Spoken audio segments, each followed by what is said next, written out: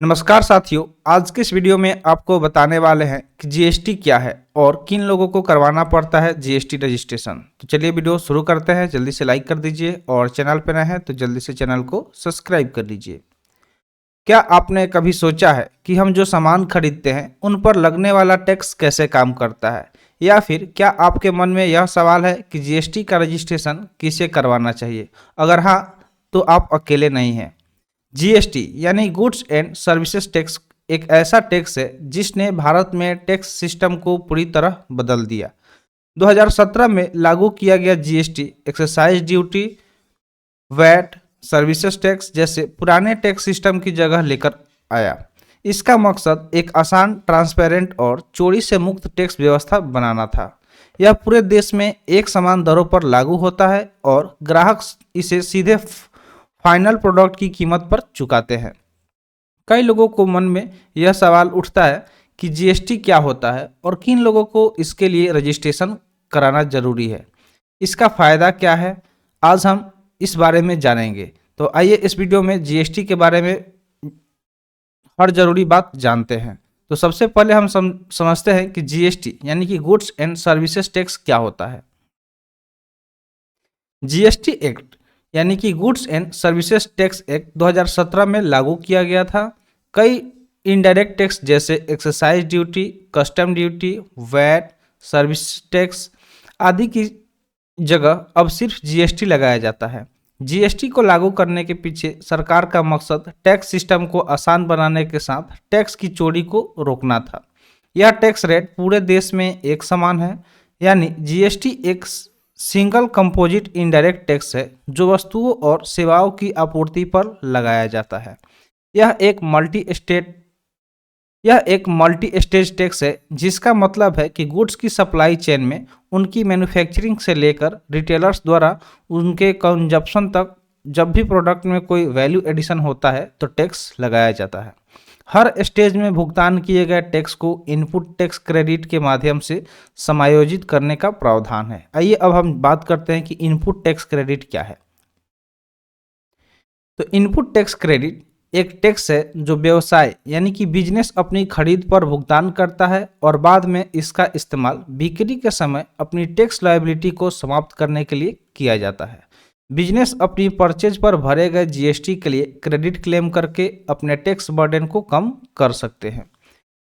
यह एक destination based tax भी है, जिसका मतलब है कि टैक्स उस डेस्टिनेशन पर लगाया जाएगा जहां ग्राहकों द्वारा वस्तुओं या सेवाओं का इस्तेमाल किया जाता है, न कि उस जगह जहां सामान या सेवाएं उत्पन्न होती है या बनाई जाती है।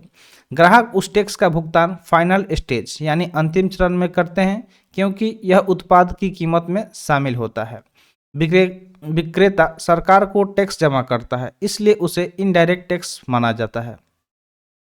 चलिए अब हम बात करते हैं जीएसटी रेट स्लैब के बारे में। तो वर्तमान में सामान्य करदाता यानी कि जो भी नॉर्मल टैक्स पेयर है, उनके लिए विभिन्न वस्तुओं और सेवाओं के लिए 5 रेट स्लैब जारी किए गए हैं। यह हैं 0%, 5%, 12%, 18% और 28%, जिसमें खाद्य पदार्थों और आवश्यक सेवाओं पर कम दरें लगाई जाती हैं और लग्जरी आइटम पर ज़्यादा दरें लगाई जाती हैं। अब हम बात करते हैं कि जो जीएसटी होते हैं इसके कितने टाइप होते हैं, यानी कि इसके प्रकार कौन कौन से, इसको हम बात करते हैं। तो वस्तु एवं सेवा कर यानी कि गुड्स एंड सर्विसेज टैक्स 4 तरह के होते हैं। यह इस बात पर निर्भर करता है कि यह कहाँ लागू होता है। तो सबसे पहले हम बात करेंगे सेंट्रल जीएसटी के बारे में, यानी कि सीजीएसटी इसको बोला जाता है। तो यह केंद्र सरकार द्वारा वस्तुओं और सेवाओं के अंतर्राज्यीय लेन देन यानी कि जो इंट्रा स्टेट ट्रांजेक्शन होता है उस पर लगाया जाने वाला टैक्स है। नेक्स्ट है स्टेट जीएसटी, यानी कि उसे एसजीएसटी के नाम से जानते हैं। तो यह एक राज्य के भीतर वस्तुओं और सेवाओं की आपूर्ति पर राज्य द्वारा लगाया जाने वाला टैक्स है। थर्ड है यूटी जीएसटी, यानी कि यूनियन टेरिटरी जीएसटी इसको बोला जाता है। तो यह केंद्र शासित प्रदेश यानी कि जो भी यूनियन टेरिटरी है उसके भीतर वस्तुओं और सेवाओं की आपूर्ति पर राज्य द्वारा लगाए जाने वाला टैक्स है। उसके बाद आता है आईजीएसटी, यानी कि इंटीग्रेटेड जीएसटी इसको बोला जाता है। तो यह टैक्स वस्तुओं और सेवाओं की अंतर राज्य विकृति पर लागू होता है और केंद्र और राज्य दोनों सरकार कलेक्ट किए रेवेन्यू को शेयर करती है। तो उम्मीद करते हैं आपको ये सारी चीज़ें पता चल गया है। अब हम बात करते हैं कि जीएसटी के लिए रजिस्टर करना किसके लिए ज़रूरी है, यानी कौन से ऐसे लोग हैं जिन्हें जीएसटी के लिए रजिस्टर करना ज़रूरी है। तो जीएसटी रजिस्ट्रेशन उन सभी व्यवसाय के लिए ज़रूरी है जिनका एक फाइनेंशियल ईयर में कारोबार 40 लाख रुपए से अधिक है। कुछ राज्यों में यह लिमिट जो है 20 लाख रुपए तक का है, या सेवा क्षेत्र में 20 लाख रुपए, और कुछ ऐसे राज्य हैं जहां पे 10 लाख का लिमिट है। यह उन लोगों पर भी लागू होता है जो पहले से उत्पाद शुल्क, वैट या सर्विस टैक्स जैसे पुराने टैक्स कानूनों के तहत रजिस्टर्ड है। यानी कि जो भी लोग पहले उत्पाद शुल्क देते थे, वैट देते थे और सर्विस टैक्स देते थे और उसके लिए वो रजिस्टर्ड थे, उन लोगों को भी जीएसटी रजिस्ट्रेशन करवाना जरूरी है।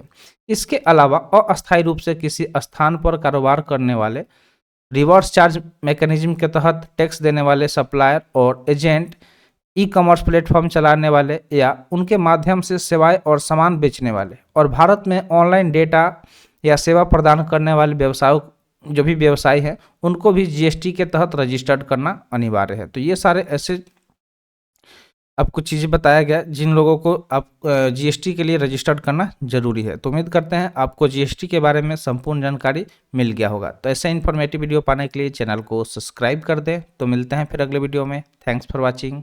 जय हिंद।